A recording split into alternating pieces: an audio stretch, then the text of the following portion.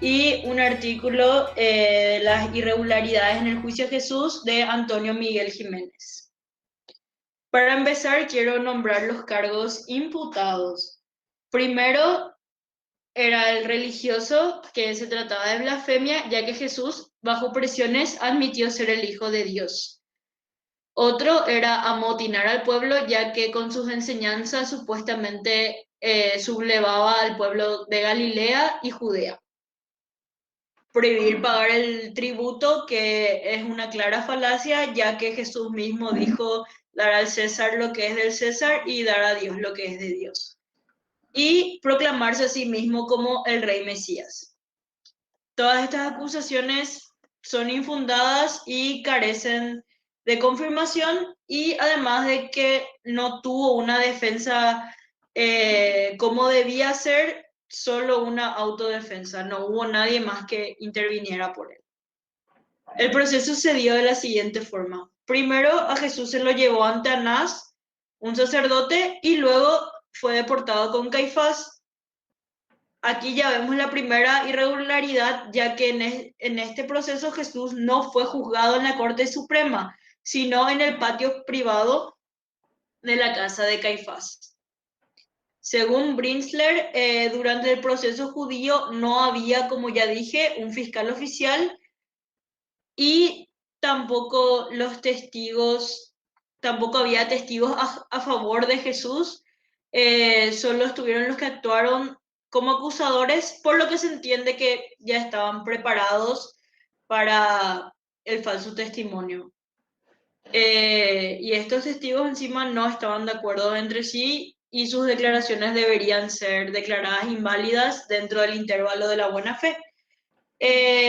Los testigos, antes de declarar, debían prometer decir la verdad, como hacemos ahora. Esto ya se veía en la Mishnah, en el capítulo 4, donde decía: piensa que una gran responsabilidad pesa sobre ti.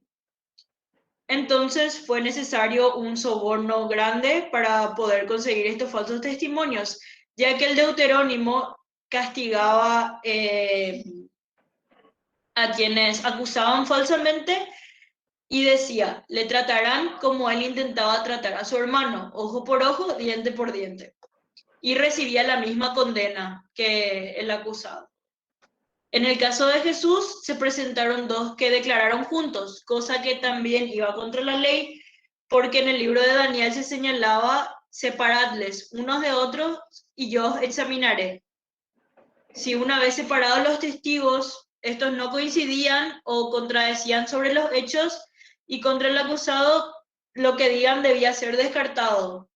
Pero obviamente no fue así. En el caso de Jesús, los dos se presentaron juntos. Nos dicen los mismos evangelios que el propio Caifás interrogó a Jesús. Esto se encuentra en Juan 23-29, cosa que otra vez agrega una nulidad, porque él no puede ser juez y parte al mismo tiempo. Así dictaban los tribunales. También decía que toda legislación, y especialmente la hebrea, prohibía que los jueces acusasen a quien presume inocente, cosa que pasaba con Jesús, porque a ellos directamente, a él directamente ellos le trataban como culpable. Nunca le dieron esa presunción de inocencia. Después se lo envió junto a Poncio Pilato, y ahí comienza un proceso sumario, lo que hoy llamamos flagrancia, que quiere decir que es un proceso que se dio con mucha inmediatez. La primera sentencia de Pilato fue que no encuentro responsabilidad y culpa en este hombre, por consiguiente lo voy a enviar a que pueda ser azotado y liberado. Obviamente esto no es lo que Caifás y otros hombres del Sanedrín querían, por lo que Caifás actuó como una especie de fiscal junto a las otras personas que le llevaron a Jesús junto a Pilatos, y ahí recurrieron a la apelación. Ante esta presión, el representante de Roma tuvo que someterlo a una consulta popular, que realmente no se le convocó a la plebe, sino que fue ahí en el patio de Poncio Pilatos, y fue frente a la misma gente que le había llevado a Jesús junto a él para conseguir justamente su muerte. A esa misma gente le preguntó si escogía entre Barrabás y Jesús, y obviamente el resultado fue obvio. Entonces Jesús recibe la pena capital, que era romana, ya que en el derecho de los judíos no estaba permitida tal pena tan grande. La pena que realmente le correspondía a Jesús en el derecho judío sería la lapidación. Pero se pidió la crucifixión para que haya una garantía y presencia de los soldados romanos, entonces para que la gente que le apoya a Jesús no podía hacer nada. También porque se dice que los romanos eran los únicos que sabían hacer la crucifixión, ya que era parte de la ley romana, no de la judea. Bueno, acá cita algunos derechos actuales que se violaron durante el proceso a Jesús. El artículo 2, que toda persona tiene todos los derechos y libertades proclamados en esta declaración sin distinción alguna de raza, color, sexo, idioma, religión, opinión política, etcétera, que es obviamente lo que no pasó con Jesús. Él fue perseguido justamente por sus ideas, por predicar el mensaje de Dios que no le convenía obviamente a los poderosos de esa época. El Perdón, artículo 2 de qué ley? De la Declaración de los Derechos Humanos. Ah, ya. Perfecto. Luego tenemos el artículo 5 que dice nadie será sometido a torturas ni a penas o tratos crueles, inhumanos o degradantes, que es lo que obviamente la crucifixión, que ni siquiera en una época aceptada como era esa, era legal para Jesús, porque a Jesús lo tenían que juzgar bajo la ley de los judíos, no bajo la ley romana. Artículo 8, que dice que toda persona tiene derecho a un recurso efectivo ante los tribunales nacionales competentes que la ampare contra actos que violen sus derechos fundamentales reconocidos por la Constitución o por la ley. Ahí de nuevo vemos que nada de eso pasó con Jesús, ni siquiera tenía lo que hoy llamamos un abogado defensor. Prácticamente estuvo sometido a la presión de la gente que le quería matar y por eso se declaró a sí mismo el Hijo de Dios. Nadie le amparó ni cuidó su integridad durante ese proceso, incluso un sacerdote la abofeteó. El artículo 10 que dice que toda persona tiene derecho en condiciones de plena igualdad a ser oída públicamente y con justicia por un tribunal independiente e imparcial para la determinación de sus derechos y obligaciones o para el examen de cualquier acusación contra ella en materia penal. Otra vez vemos que Jesús no tuvo nada de eso, el tribunal no era imparcial, ni siquiera se le escuchó de verdad públicamente, porque solo cuando Poncio Pilatos puso a elección a quien se le crucificaba, solo fue escuchado por gente que quería matarle. Y como conclusión, el mensaje de Jesús, ya fuese o no considerado el Mesías por los judíos de esa época, había criticado fuertemente el poder y la riqueza de los sumos sacerdotes y los escribas, y también liberó a mucha gente que lo escuchaba de unas leyes que esclavizaban al hombre, predicando la ley del amor a Dios y al prójimo y la fraternidad de todos los hombres mediante una relación divina con Dios.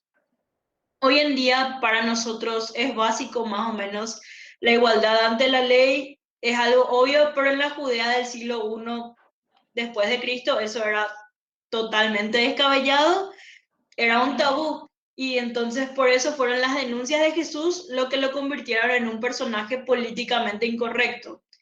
Y desde el punto de vista jurídico, Jesucristo nunca fue citado por un tribunal, ni interrogado, ni oído siquiera. No tuvo tampoco la defensa que le correspondía. También podemos destacar que la pena judía por blasfemia era exactamente igual a la pena de adulterio, según el Levítico 24:16, que era la lapidación. También podemos ver que Pilatos no quería justiciar a alguien que no pareciera aquello de lo que se le acusaba, pero la fuerte presión de los sumos sacerdotes pudo con él y es lo que llevó a Jesús a sufrir tales humillaciones y finalmente vivir una muerte nefasta e injusta. Eso es todo. Compañeros, buenas tardes, profesores. A través de lecturas y consultas a las bibliografías del proceso a Jesús, y la competencia del Sanedrín de Paul Winter, y también de una consulta al libro de Robert Brooklyn, que son los aspectos legales y médicos del proceso y la muerte de Cristo, se profundizó este análisis.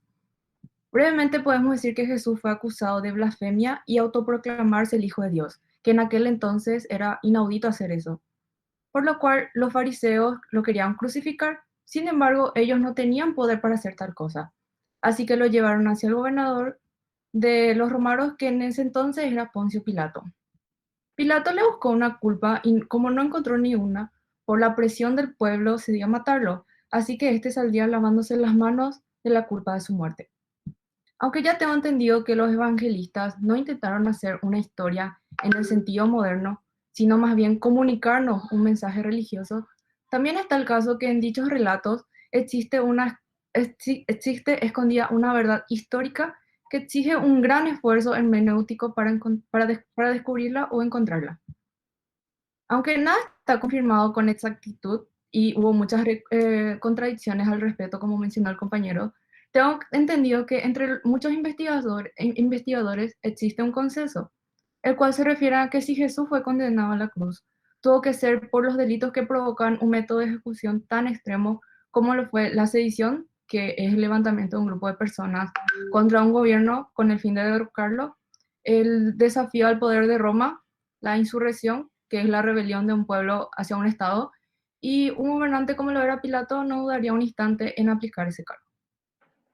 Por ende, el proceso ya se hizo de mala manera, podría decirse desde el Sanedrín, que era una asamblea del pueblo israelita a la cual le competía atender juicios con la investidura de un tribunal supremo, de corte moral y jurídico, el cual tenía una función de controlar lo que hoy se conoce como el debido proceso, que son las condiciones que deben cumplirse para asegurar que toda persona acusada de delito pueda defenderse y garantizar el cumplimiento de sus derechos. También la jurisdicción, que es la autoridad para juzgar y aplicar las leyes, y la naturalidad del ese entonces el juez judío. Evidentemente hubo veces en las que se le fue usurpado ese privilegio de tribunal por capricho político de la autoridad imperial y por el uso del atributo exclusivo, que es el ius gladi, que sería el poder para imponer condenas capitales de las autoridades ocupantes para asuntos como la pena de muerte de cualquier habitante de Judea. Un ejemplo de tal caso sería la ejecución de Ezequías por decisión de Herodes, como la condena del Jesús de Nazaret. Entonces podemos decir que este tribunal tenía como función, tenía la autoridad para dictar y aplicar penas capitales, pero que a pesar de ello, a Jesús no le condenó el Sanedrín, sino que se le atribuyen a los romanos ejecución.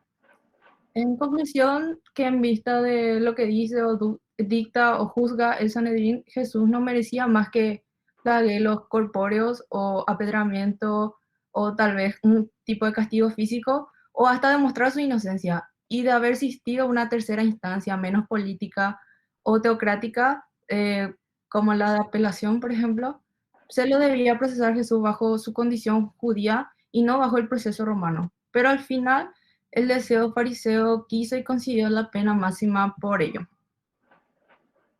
Bueno, profe, perdón por la calidad, pero es lo que hay. Disculpa. Yo soy Luis Juan García y te quiero hablar un poco del proceso de Jesús. Para empezar a hablar de esto necesitamos entender quién es Jesús. Jesús era es el líder religioso de los cristianos, es el Hijo de Dios enviado a la tierra, fue sentenciado, muerto y crucificado por los judíos.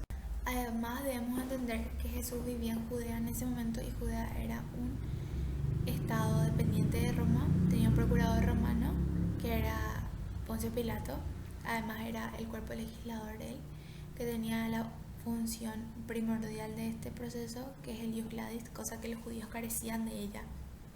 Y luego está el cuerpo de Sanedrín, que el Sanedrín carecía de ius gladis, como dije anteriormente, y solamente podía legislar en materia religiosa, en materia de ley judía, cosa en que en el proceso de Jesús fue totalmente abolido.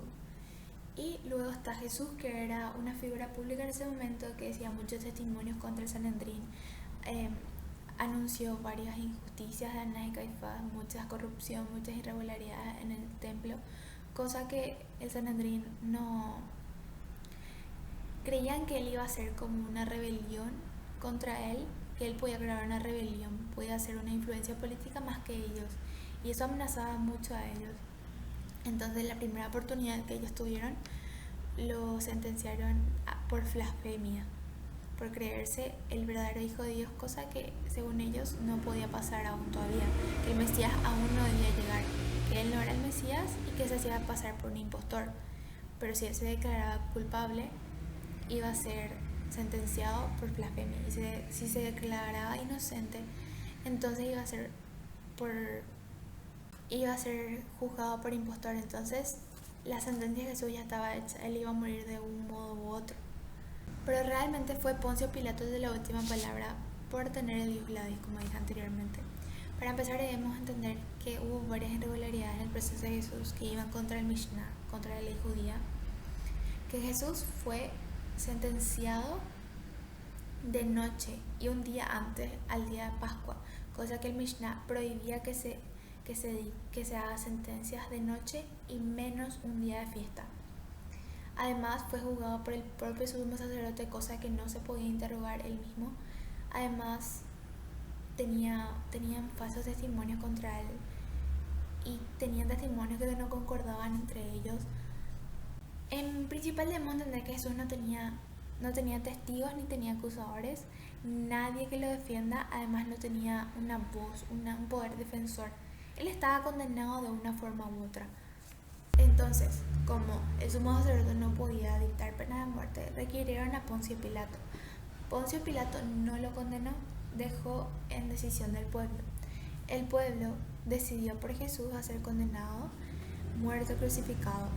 Jesús fue muerto, crucificado, y en esto llegamos a la conclusión de que Jesús fue dictado por la ley judía, meramente por la ley judía, por la influencia que Anás y Caifás tuvieron en ese momento, por el peligro que Jesús representaba para ellos. Además, debemos entender que en ese momento no existían los derechos humanos ni tampoco algún derecho alguno, solamente el derecho consuetudinario. Pero igual tenemos algo que se llama derecho natural, que dentro nuestro nos dice que eso verdaderamente está mal. Y creo que en ese momento todos se dejaron llevar meramente por la política, por la ley judía, y Poncio Pilato por el miedo que tenía de los judíos, como ellos eran de la ciudad, ya que tenía varios problemas Poncio Pilato con los judíos, porque él en un momento hizo un acueducto con los impuestos del pueblo, y eso para los judíos era una blasfemia. Entonces ya tenía cierta tensión con los judíos, y para que no le saquen el puesto de pretor romano, dejó que hagan lo que quieran los judíos con Jesús. Y esa es mi conclusión, profe. Espero que te haya gustado. El proceso de Jesús, antes me gustaría aclarar unos términos que voy a estar tocando todo el tiempo, como el Sanedrín, el Gran Consejo, como también se le llamaba. Era la alta corte de justicia o Tribunal Supremo de los Judíos, que en el año 6 de nuestra era, Roma quitó al Sanedrín el derecho de ejecutar la sentencia a muerte, que esto va a perjudicar más adelante en el proceso de Jesús.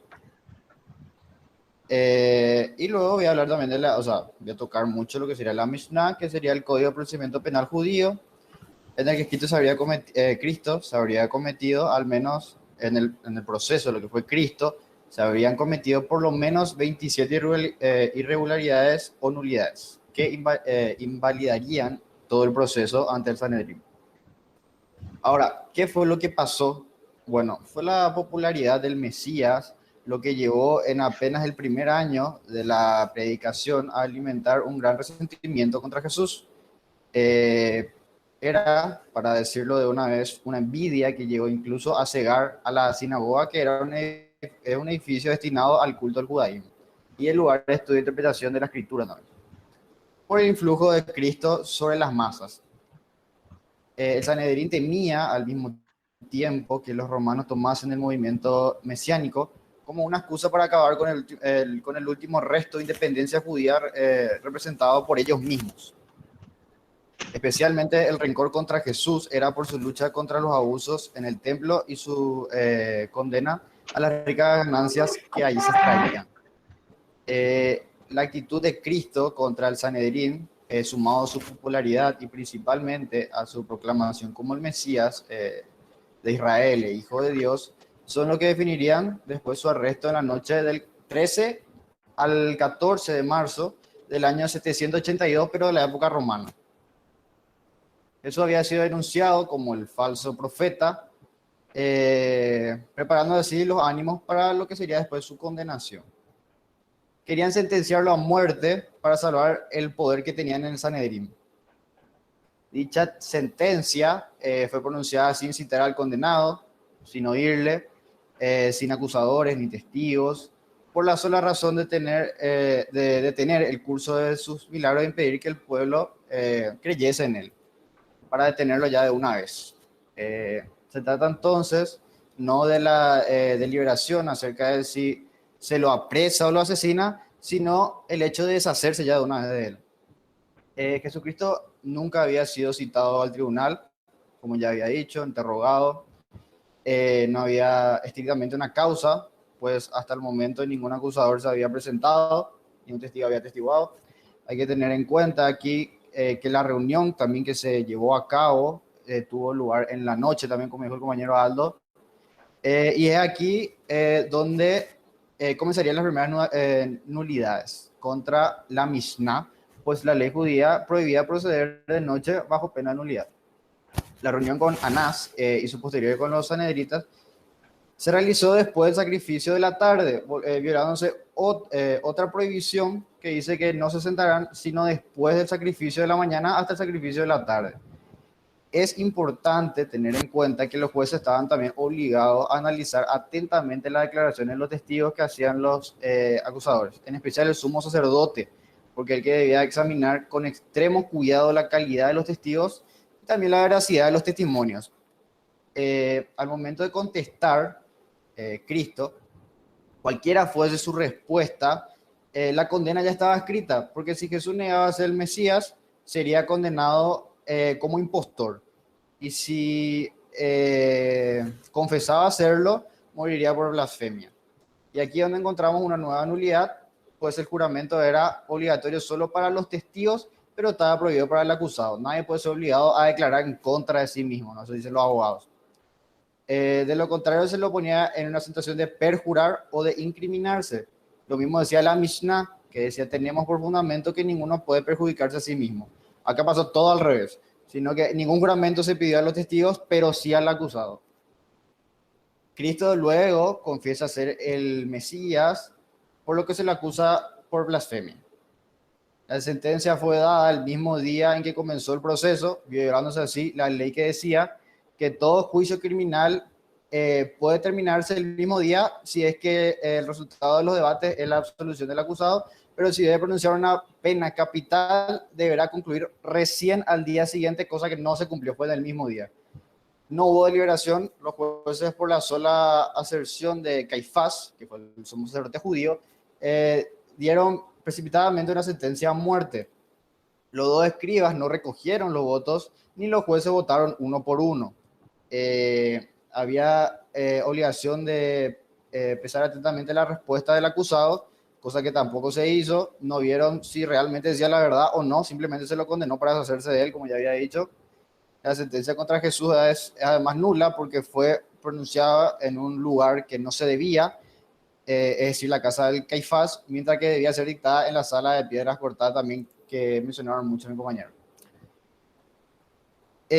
Luego, cuando ya se lo sentencia a muerte, no se podía llevar a cabo la ejecución, como ya había dicho, porque estaban limitados en ese aspecto por Roma. Entonces lo que hicieron fue pasar el caso a Roma. Ahora, ¿qué pasó ahí? Los sanhedritas tenían pocas posibilidades de que la sentencia se cumpliese si solo es acusado de Cristo por blasfemo. Había que acusarlo de un delito digno de muerte según el derecho romano. Así, entonces surge lo que sería la alta traición o sedición, lo que se barajó en Roma para juzgarle. Junto a los judíos, podríamos llamarlo también un responsable al mandar a Pilato, como un responsable también, al mandar a azotar al acusado a pesar de estar convencido de su inocencia, porque Pilato lo interrogó y él estaba convencido de que Cristo en realidad no era alguien que estaba en contra de la política ni nada que les pudiera afectar realmente. Debemos tener en cuenta también que Pilato es el único juez de la historia que lo declaró inocente y en varias oportunidades. Como atenuante, también podemos decir que Pilato actuó bajo la presión de los fanáticos judíos. Incluso en el Evangelio nos dice que actuó lleno de temor y en otro momento que lo mandó a azotar con la intención de salvarle. Además, en su proceder contra Jesús, no obra por propio impulso o por envidia como lo hacían los judíos, sino en el desempeño del poder. Y decía, como gobernador tenía el deber de conservar el orden y evitar la posible sublevación, lo que hizo a pesar de la justicia, es decir, dio la espalda a la justicia simplemente para darle la razón a un grupo, que serían los judíos.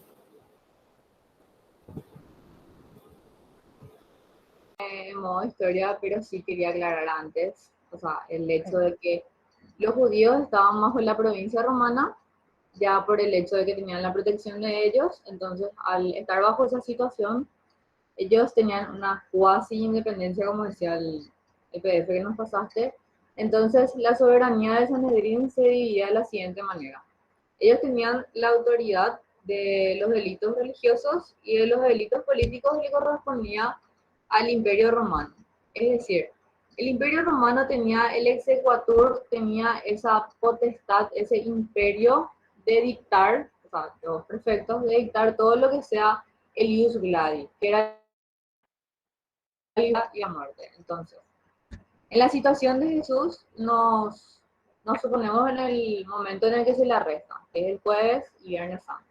Se le arresta el jueves, primero luego la primera nulidad que se le arresta en un día antes de una festividad, en víspera.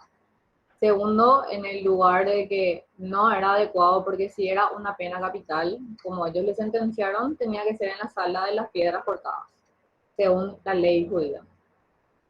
Tercero, ya estaba luego, o sea, ya se grabó en derecho, pero quisiera mencionar el hecho de que ya estaba confabulado, el hecho de que después de la resurrección de Lázaro, ya Caifás ya le había sentenciado ahí, porque ellos se dieron cuenta que era un atentado en contra de la nación, porque decían que si Jesús seguía profesando, iba a ser un atentado contra la nación, porque los judíos iban a apoderarse del país.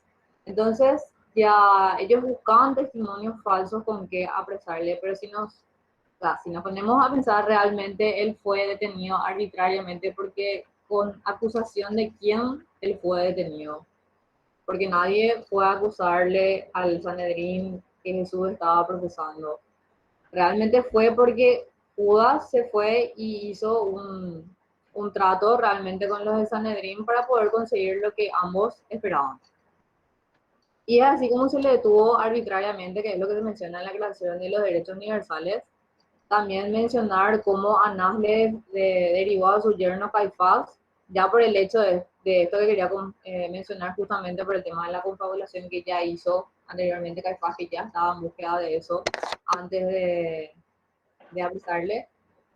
Y el hecho de que los testigos que hubo en ese día no daban un veredicto muy cierto, muy fidedigno, así decirlo, porque se contradecían, aparte de otra nulidad de que los testigos se encontraban juntos, cuando no se podían encontrar juntos por el hecho, para evitar esa contradicción, que tenían que separarle a los testigos para ver si realmente decían el mismo veredicto o cambiaban.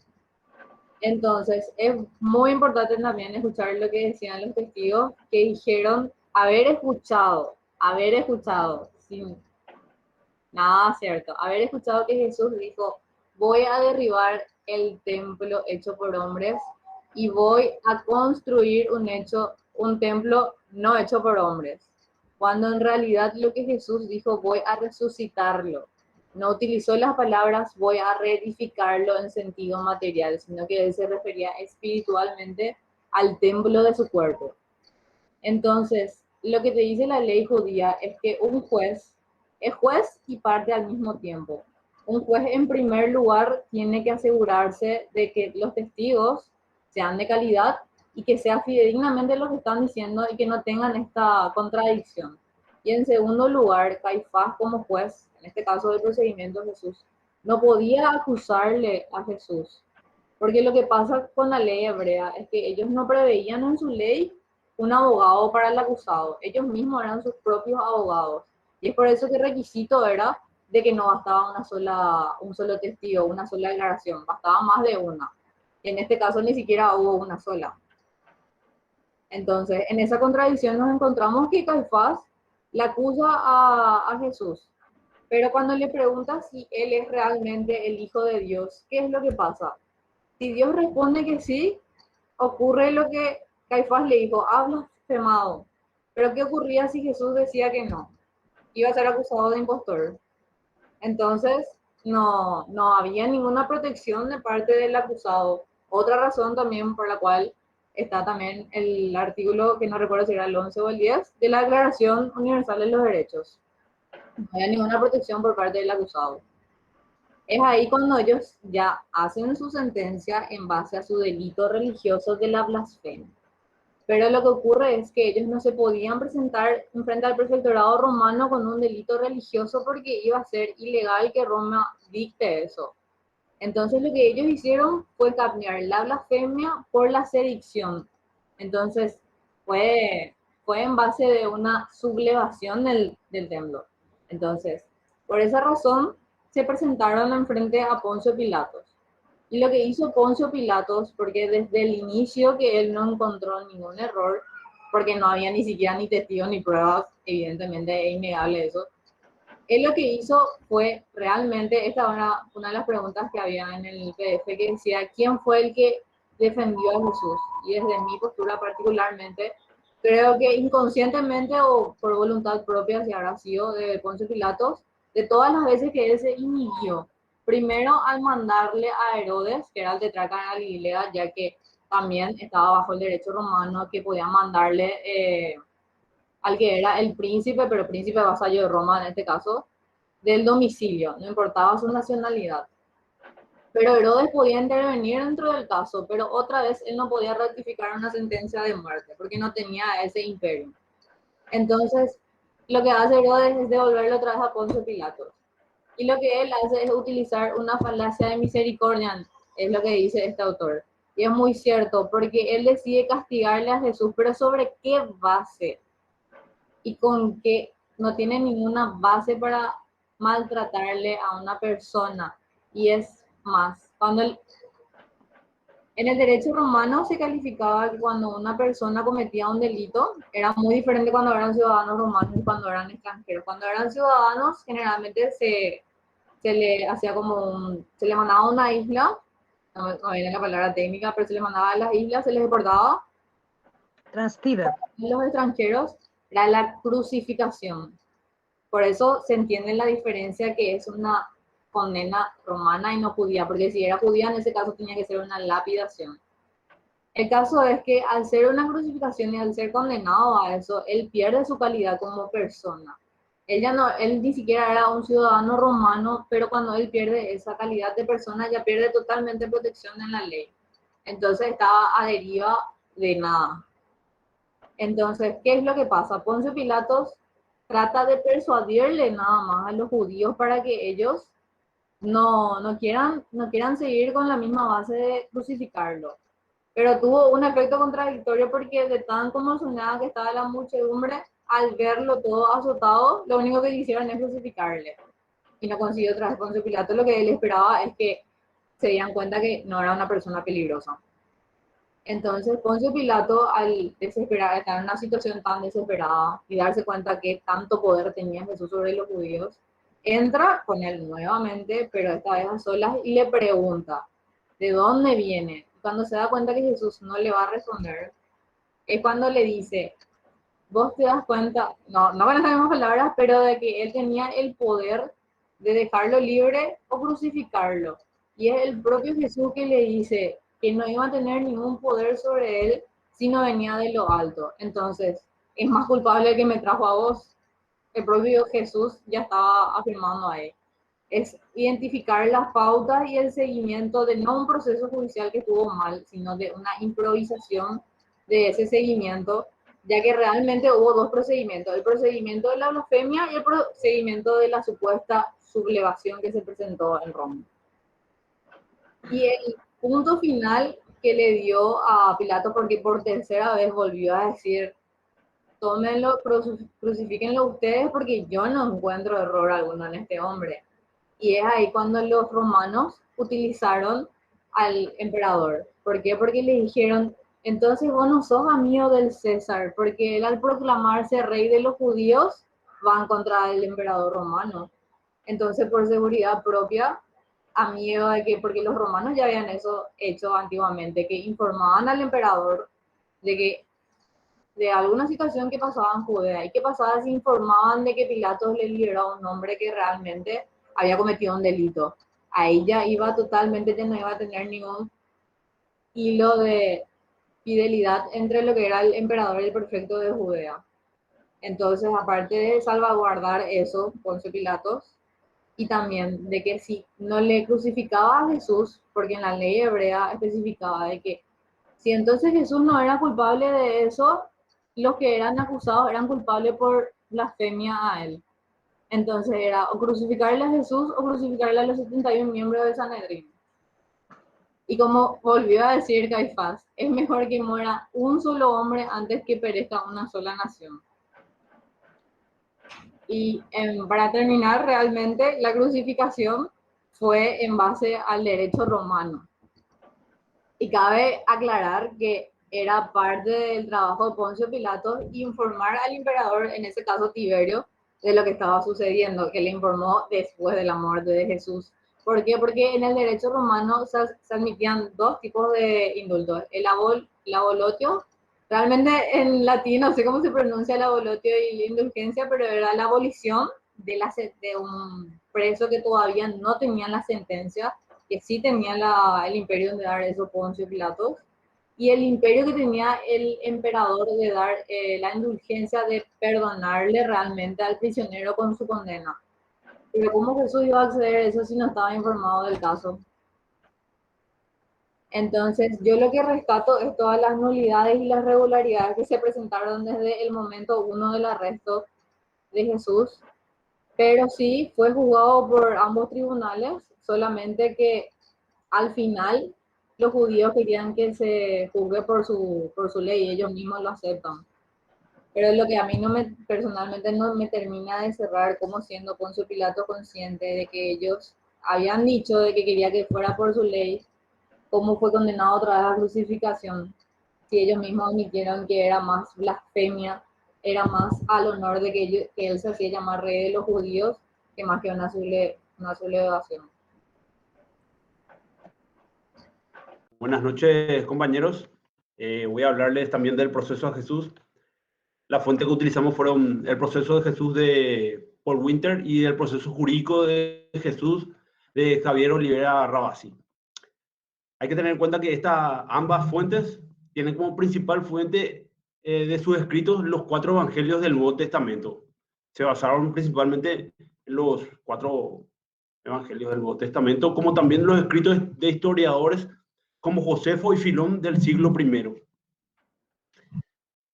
Yo dividí en 2 partes mi resumen. La parte que el proceso de Jesús consistió primeramente en una acusación del Sanedrín, que era el Tribunal Supremo Judío, por blasfemia, que era el delito que se castigaba con pena de muerte por lapidación, según la ley. Y otro cargo que fue el de falso profeta. En esta parte quiero demostrar la competencia. Realmente voy a disentir un poco con los compañeros. ¿Qué competencia tenían los tribunales judíos? Antes del año 70, después de Cristo, el Sanedrín tenía plena jurisdicción sobre los judíos acusados de delitos contra el derecho religioso y autoridad para dictar sentencia de muerte, de acuerdo con las normas de la legislación judía, con la salvedad de que el veredicto del Sanedrín debía ser ratificado por el representante del gobierno imperial, es decir, el procurador, que era Poncio Pilato, para que se pudiera ejecutar esa pena. A Jesús se lo aprendió la policía local o los servidores de los sacerdotes, como se hacían llamar los policías, más una tropa de soldados en horas de la noche y fue derivado a la casa del sumo sacerdote a fin de interrogarlo y de elaborar una acusación para presentar posteriormente al procurador romano. En una de las muchas reuniones que tuvo el Sanedrín, premeditadamente iniciaron el prendimiento, vamos a decirle, de Jesús, y en una de ellas el sumo sacerdote alegó que temía que los romanos, inquietos por las actividades de Jesús, lo que Jesús causaba en la población, ellos temían perder sus funciones senatoriales y que Roma pueda abolir la autonomía del pueblo judío. Las palabras del sumo sacerdote, así como mencionó la compañera, fueron: es mejor que muera un hombre para que no perezca toda una nación. Con esta declaración demuestra un interés político en este proceso. Hubo otro proceso, el segundo, ante el tribunal romano, donde Jesús fue acusado, es decir, ahí ya se violó una norma, ¿verdad?, que dice que una persona no puede ser juzgado 2 veces por una misma causa. Donde en este proceso ante el tribunal romano Jesús fue acusado sobre la pretensión de ser rey, se decía ser rey de Israel, ¿verdad?, que estaba tipificado como rebelión. Y otro delito como el de sublevar al pueblo, que estaba tipificado como sedición. Es importante resaltar que el proceso de Jesús duró aproximadamente 6 a 7 horas nada más, desde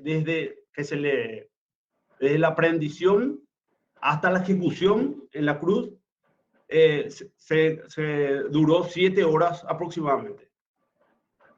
Quiero detallar a continuación los derechos que fueron violados del acusado, los derechos, ¿verdad?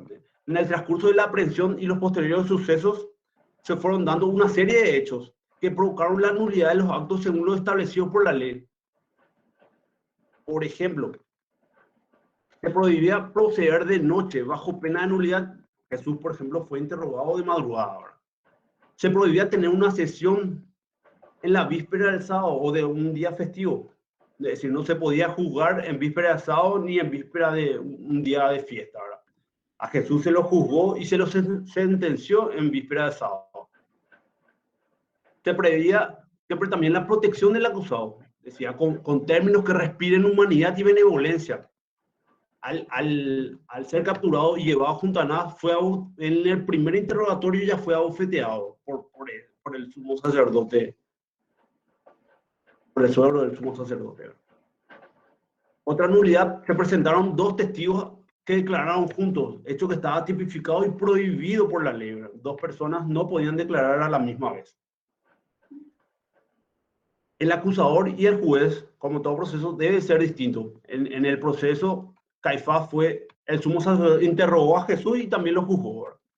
La siguiente nulidad: nadie puede declarar en su contra. A Jesús, como habían mencionado los compañeros, lo hicieron declarar como Mesías.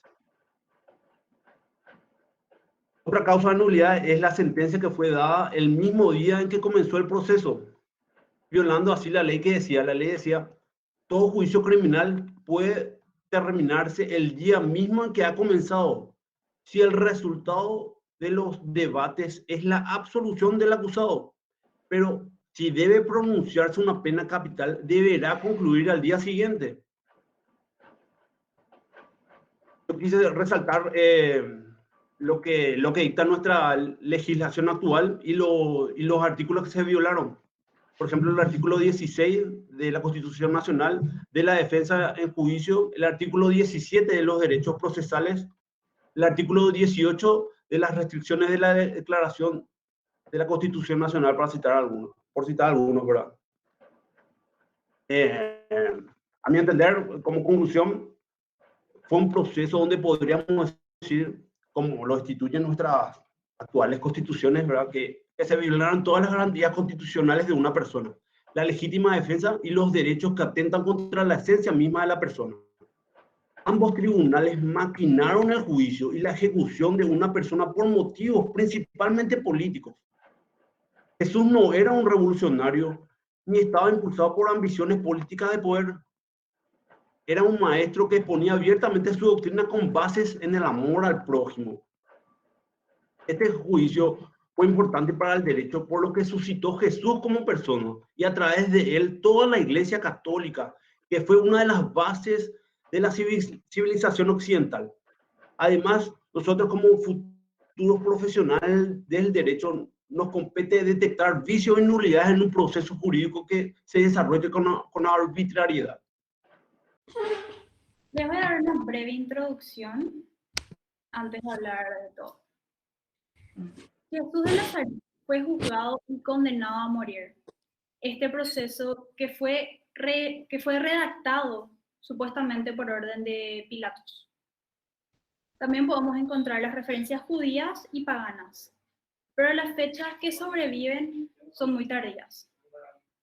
Como último encontramos las referencias cristianas, que son las más antiguas y completas en la descripción. El libro de El proceso a Jesús, de Paul Winter, nos resalta que la versión de Mateo y Juan, con referencia a Jesús, eran muy diferentes. Por ejemplo, Marcos nos dice que le detienen a Jesús el 15 de Nisan. Algunos hechos me voy a nombrar que él dijo. Le detienen el 15 de Nisan, lo condenan a muerte de noche, lo atan después del juicio y lo condenan por segunda vez. Juan nos dice que le detienen a Jesús el 14 de Nisan, lo encadenan inmediatamente, lo condenan hacia el mediodía y por la tarde lo llevan al lugar de ejecución. Pero también nos comenta que el relato de Marcos resultó incoherente, ya que no se entendía por qué el preso debía de comparecer ante Pilatos y la sentencia ya fue dictada. Y ahora les voy a estar hablando un poco de los poderes durante todo el proceso de la ejecución de Jesús. El poder judicial durante este relato era de los ancianos y nobles de cada localidad de Israel. Los asuntos militares y relaciones exteriores estaban a manos del poder soberano, y el mantenimiento del orden público, los responsables eran los romanos y judíos. Pero luego aumentó el control romano. De todos modos, los romanos permitían que las autoridades locales institutivas,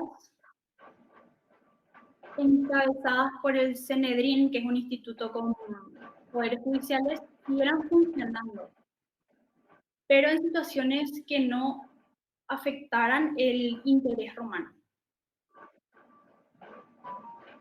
Algunos derechos que fueron violados, solo anoté un artículo de la Declaración de los Derechos Humanos, era que nadie será sometido a torturas ni a penas o tratos crueles, inhumanos o degradantes.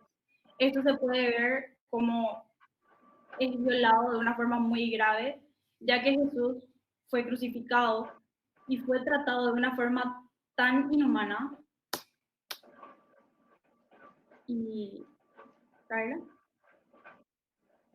Yo voy a basarme en el libro de Proceso Judicial de Cristo de Javier Olivera. Para comenzar, doy una introducción de que previamente el pueblo judío tenía un trato de protección básicamente con el pueblo romano, que había hecho Herodes la alianza con el César Augustus. Gracias a esto, los derechos fueron disminuyendo a lo largo del tiempo, hasta que uno de sus derechos más importantes, que era de poder ejercer la pena de muerte, se volvió inválido. Los protagonistas en la muerte y arresto de Jesús fue el Sanedrín, que estaba el sumo sacerdote, que en la época del Mesías fue Anás y Caifás, y después estaban la Cámara de Sacerdotes, y luego los doctores o escribas, que eran los conocedores de la ley. Hubieron 3 reuniones en total en el proceso de arresto a Jesús. La primera fue cuando se denunció a Cristo por decir falacias.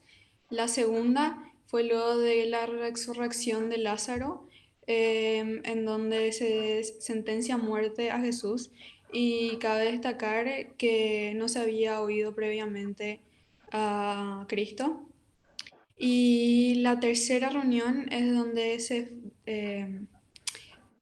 dice la fecha de arresto.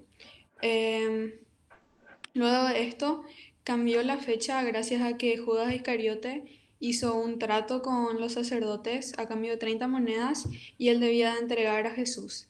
Lo hizo cuando estaban rezando en el campo, dándole un beso en la mejilla.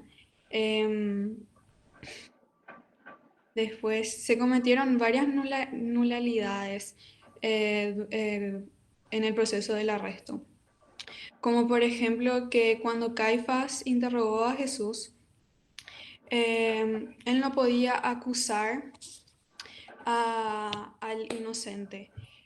También ellos, cuando se reunieron, lo hicieron después de haber matado a un animal como ofrenda, y esto estaba prohibido en el Mishnah, que es un libro sagrado de los judíos.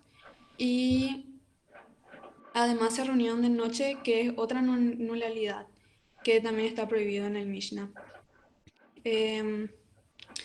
Después, como ellos tenían prohibido proceder con la muerte de Jesús, lo entregan a Poncio Pilatos, que era el gobernador de Judea en ese momento. Poncio Pilatos estaba en contra de todo lo que estaban diciendo el pueblo judío, ya que no veía a Jesús como una persona peligrosa. Y aparte que la blasfemia, que era lo que se le estaba culpando a Jesús y por lo que se le sentenció a muerte,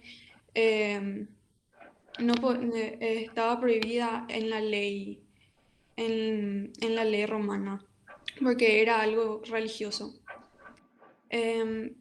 Entonces Pilatos lo interroga, le pregunta si él es el Hijo de Dios, y Jesús le responde que tú lo dices, y con esto él no podía sentenciarlo directamente a muerte.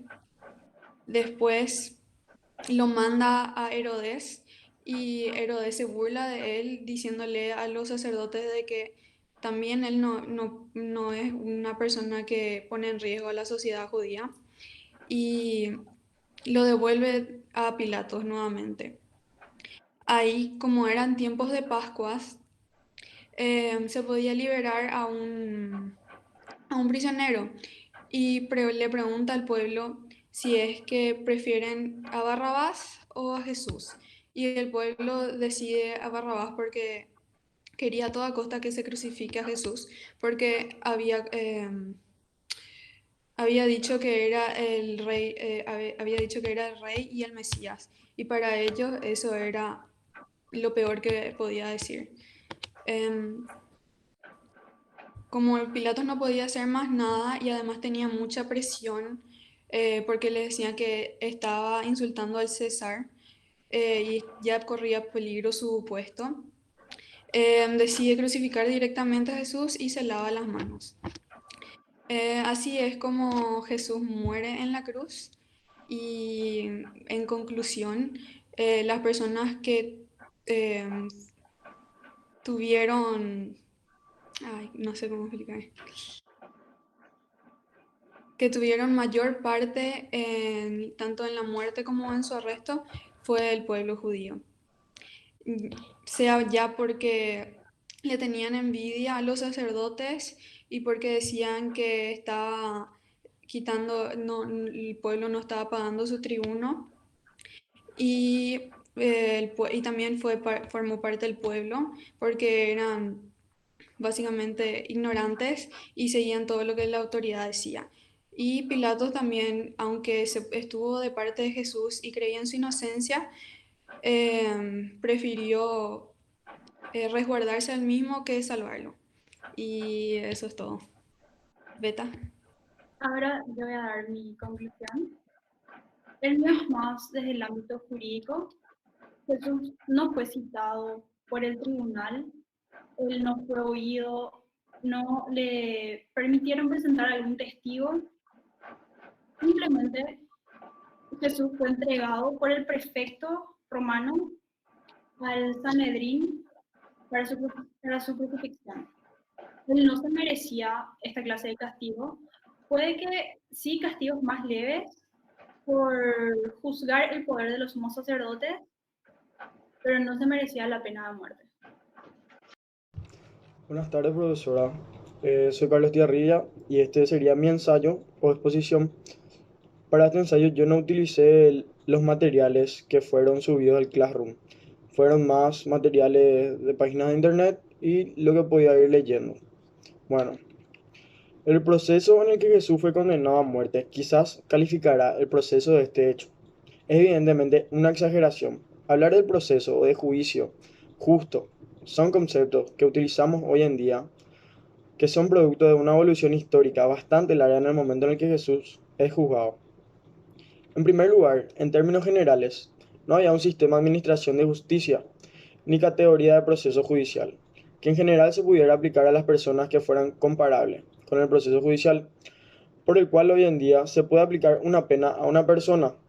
Con eso, un criterio general, pero en el caso particular de Jesús, hay una serie de ingredientes religiosos y políticos que hacen que la decisión por el cual es finalmente condenado a la pena de muerte en la cruz está totalmente reñida con los principios que hoy rigen en el proceso judicial. Hay que tener en cuenta que en la época en la que ocurre esto, en el territorio de Judea, había varios poderes, de acuerdo al esquema del Imperio Romano: poder militar, político, jurídico y religioso. El poder romano estaba representado por los gobernadores. En ese momento era Poncio Pilato, que era un jefe militar encargado de garantizar lo que llamaban la Pax Romana. Luego estaba la autoridad propia del rey, que era Herodes. Luego había una autoridad que era básicamente religiosa, que estaba en los sumos sacerdotes que regían la parte religiosa. Todos estos ingredientes se conjugan en el proceso en el cual Jesús es juzgado y condenado. Por un lado, el poder religioso. Este se sentía amenazado, se sentía desafiado, y que finalmente es quien instiga la detención y captura de Jesús por los relatos. No fueron soldados romanos, sino personal armado de la parte religiosa la que castigó a Jesús.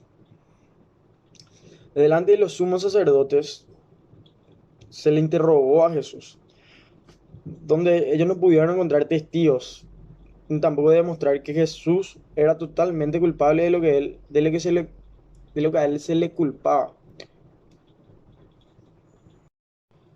Cuando a él le preguntaron si él se consideraba hijo de Dios, y él dijo que sí, se declaraba hijo de Dios, entonces dijeron: bueno, vos mismo dijiste, sos hijo de Dios. Entonces él se declara culpable. O sea, para ellos, él se declara culpable por el hecho de estar transmitiendo una falsa religión o un falso Dios, donde ellos consideraban que no era. Cuando lo derivaron junto a Poncio Pilato, que regía un poco más desde el punto de vista jurídico, llamó a los testigos. Entonces no habían testigos que comprobasen que Jesús era el Hijo de Dios. Entonces él dijo: no tenemos pruebas, no tenemos testigos. Entonces, ¿por qué vamos a condenar a este señor? También, según teorías evangelistas, Pilato hizo una maniobra como para dilatar esto. Lo que hizo Pilato fue decir: bueno, yo soy la autoridad romana y acá no encontramos pruebas para que Jesús pueda ser juzgado. Entonces, que se formule una relación o una acusación más seria, entonces lo podremos juzgar que por esto no se hallan los intereses del pueblo romano, no se halla bajo asedio por lo que Jesús hizo. Desde ahí se haya una especie de conflicto de competencia entre poderes, porque para llamarle así, un conflicto entre poderes, donde ellos, ninguno quería asumir su responsabilidad porque no habían objetivos claros con lo que a Jesús se le pueda acusar. Entonces, finalmente se produce el episodio donde el pueblo, dirigido por sacerdotes y por los judíos, piden la cabeza de Jesús. Herodes está decidido a no castigar a Jesús y dice que va a ordenar que se lo azote y que después se lo va a poner en libertad.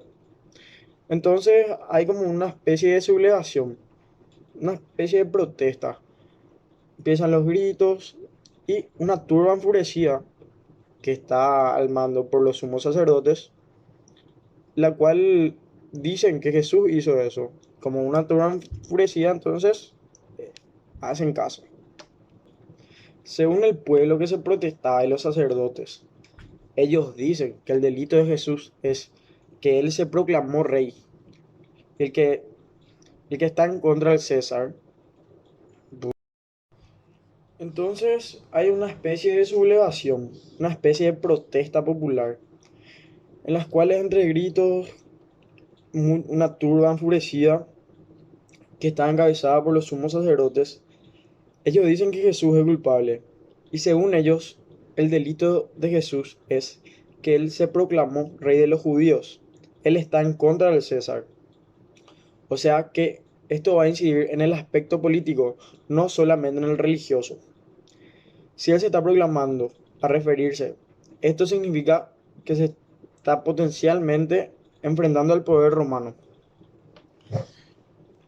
Y si Herodes no castiga, ellos decían que Herodes también estaba en contra del César. Lo que fue una manera de presionar. Bueno, este hecho causó que Pilatos se ponga a reflexionar. Cuando eso estábamos en tiempos de Pascua, el cual entonces Pilato recurre a la figura de la fiesta, la cual le permitía liberar a un prisionero. Está el famoso prisionero Barrabás, que era un prisionero reconocido, y él pensó que si ponían a Barrabás, a Jesús y al tercero, que no me estoy acordando cómo se llama, la gente liberaría a Jesús. Y se produjo lo contrario. La gente, lógicamente instigada por los sacerdotes, pide que se libere a Barrabás y se condena a Jesús. Y eso es lo que finalmente Poncio Pilato decide. Sin ninguna prueba, sin nada. Él decide crucificar a Jesús. Acá se puede mostrar que no hubo ni un juicio, ningún proceso, nada. Aquí no pudo haber una autoridad judicial independiente que pudiera juzgar a Jesús y de los hechos por los cuales se le imputaban a él y por los que no. Aquí lo que juzgaban eran Pilatos y las autoridades religiosas, las cuales ellos consideraban que estaba la autoridad religiosa más que nadie, consideraba amenazada la autoridad religiosa. Por eso ellos que se vinieron con todo contra Jesús. Y acá tampoco podemos encontrar ningún elemento de un proceso judicial, es decir, que lo que hoy en día denominamos un proceso, que significaría la existencia de delitos tipificados, de penas igualmente preestablecidas. Sobre todo también el derecho de la defensa, y que acá nada de esto ocurre de manera procesal. Acá hay una turba alentada por sacerdotes, la cual está presionada a la autoridad. En definitiva, para concluir esta posición, esto no se vio desde un punto de vista jurídico, se vio desde el punto de vista religioso, en el cual Jesús dijo que aun cuando todo esto es injusto, pues entonces tienen que cumplirlo, porque esta es la voluntad de mi Padre, y eso es lo que está escrito. Independientemente de eso, vemos que ahí se produce un hecho notoriamente, pues abusivo, un hecho completamente contrario a lo que la civilización occidental construyó. No inmediatamente porque creo que estamos hablando de un proceso de casi 2000 años. Y en ese lapso ya se habían logrado una serie de elementos que se asemejan al sistema judicial.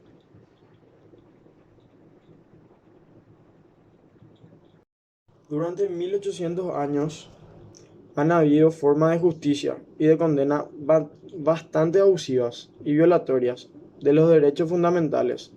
De modo que en conclusión, ese proceso es un proceso bastante bochornoso que justamente generó, como muchas otras, a partir de la experiencia de Jesús, toda una reflexión y todo un movimiento de respeto hacia la persona humana, del respeto a la libertad y que el cristianismo promueve, ¿verdad?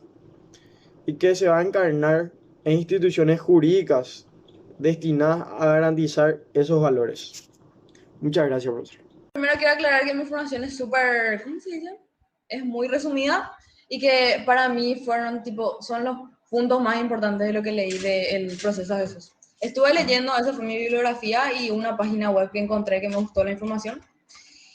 Y lo que me di cuenta es que, o sea, el libro se planta con que Paul Winter tenía muchas cuestiones, no sabía cómo fue el proceso de Jesús, entonces agarró y leyó muchos textos evangélicos, las partes que fueron secundarias y primarias, que para él debería centrarse todo.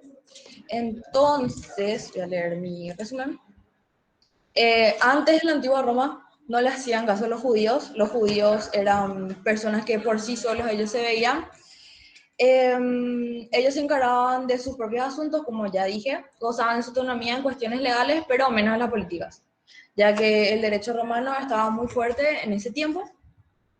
Había algo llamado, como todos mis compañeros ya dijeron, había algo llamado Sanedrín. Era el consejo de sabios que hacía las funciones de juez. Eso significaba que el Sanedrín en ese entonces era el que aprobaba primero las acciones y después el gobernador era la que actuaba.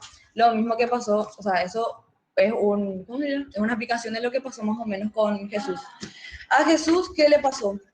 Fueron acusaciones inválidas donde no habían pruebas necesarias, que era blasfemia, pero al fin y al cabo en Roma la blasfemia no era algo que llevaba con lo que le hicieron a Jesús, que era la crucifixión.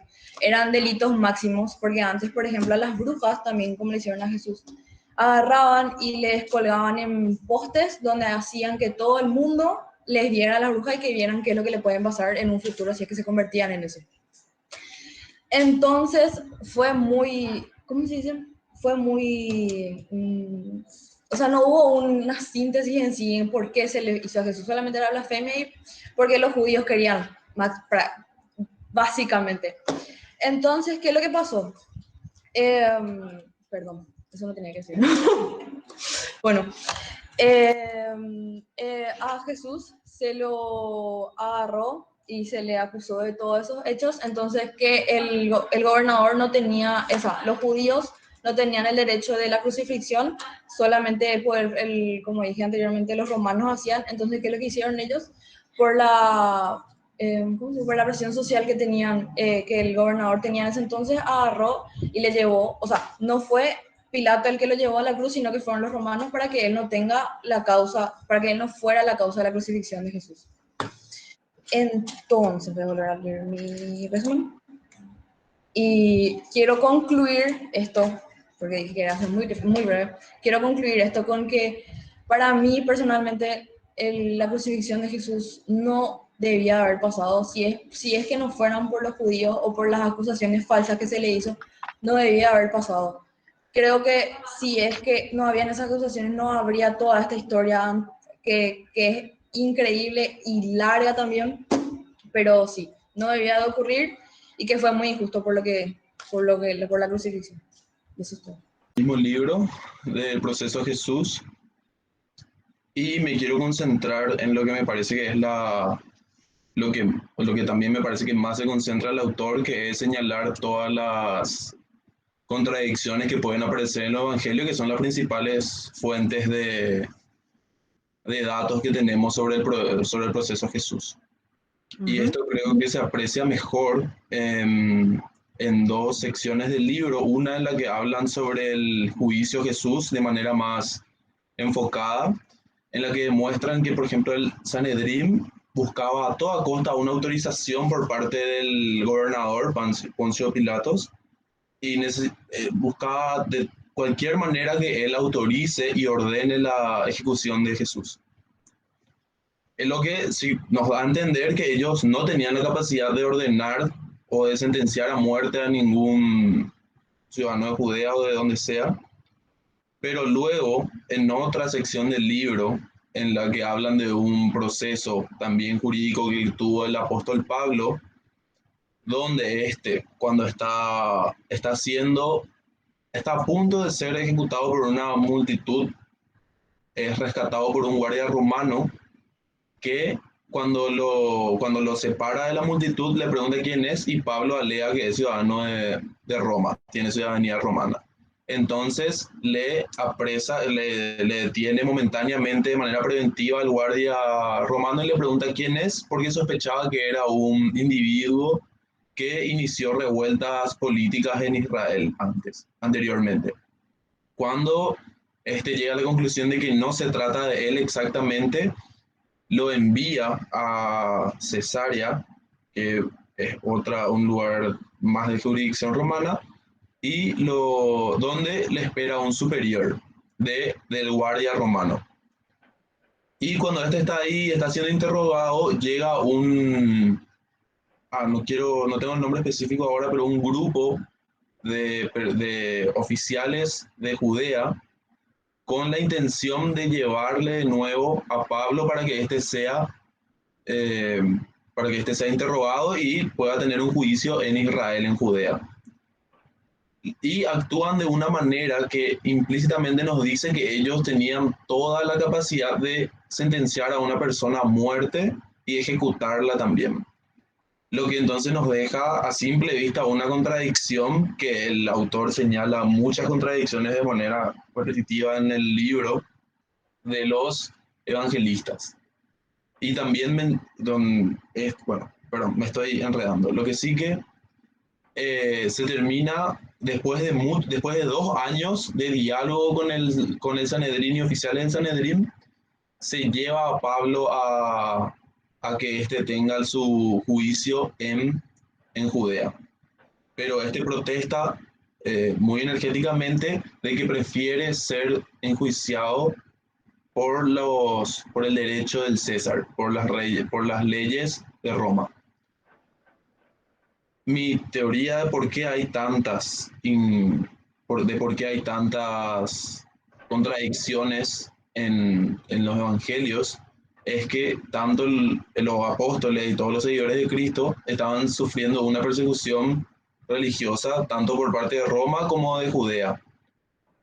Pero me parece a mí que,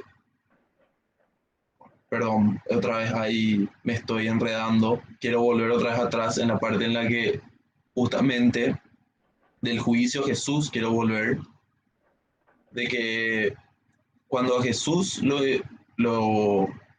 se dice que Poncio Pilatos termina sentenciando a Jesús a muerte porque el Sanedrín lo presionó para que lo sentencie y sea ejecutado. Pero dice que se dice que los da en la voluntad de los judíos y a sus manos, o sea que queda totalmente en jurisdicción de los judíos el destino de Jesús y eventualmente su muerte. Y lo que voy al final con todo esto es que también el autor intenta dejar claro que los evangelistas estaban intentando hacer parecer más buenos a los romanos que a los judíos, tomando un bando por la persecución que estaban sufriendo ellos. Entonces lo que yo creo es que como estaban siendo perseguidos, porque por la persecución que sufrían por parte de los dos, pensaron que era mejor conseguir un lado bueno de Roma a un lado bueno de los judíos que tenían menos poder que Roma. Eso es todo, profe. Que, por ejemplo, el Sanedrín no podía ejecutar su sentencia. ¿Cuál era el impedimento que tenía? Yo creo, profe, porque era político y porque Roma tenía una política que era indiferente a todo lo religioso interno de las provincias, excepto a lo que sea político, porque podría causar una rebelión de la provincia contra Roma. Y yo creo que Jesús era muy político en su movimiento. Puede ser. Porque yo creo, profe, que no tenían el imperium, o sea, el poder de ejecutar esa sentencia. Ellos dictaron la sentencia, pero no podían ¿Pero ejecutar por la qué no sentencia. tenían? ¿Por qué no tenían? Porque al estar anexado al territorio romano, realmente ellos tenían esa jurisdicción, esa competencia jurídica de dictar lo que era el ius gladi, que era el derecho de la espada, le decían ellos, pero era el derecho sobre la vida o la muerte. Entonces los del Sanedrín solamente tenían esa competencia judicial sobre delitos religiosos. O sea que... Buenas tardes, yo soy el profesor Juan Carlos Rufinelli. Desde este año estoy en la facultad. Mi cátedra es de criminología y recién estaba revisando el correo y encontré que había un debate y que me parecía muy interesante. Entonces por eso me prendí, me parece muy bien. Le felicito a los alumnos porque vi un interés, unas exposiciones que la verdad que me llaman la atención, la preparación y lo bien que se expresaron, que expusieron. Les quería felicitar por eso y muchísimas gracias, profesora, por la invitación. Ni siquiera sé qué materia es, pero me pareció que iba a ser algo muy interesante porque hace más de 20 y pico de años que soy abogado, también que soy docente, no en la Católica, y es la primera vez que veo este debate sobre ese tema. Por eso me llamó mucho la atención y quería participar y escuchar y les agradezco. Y vamos a ver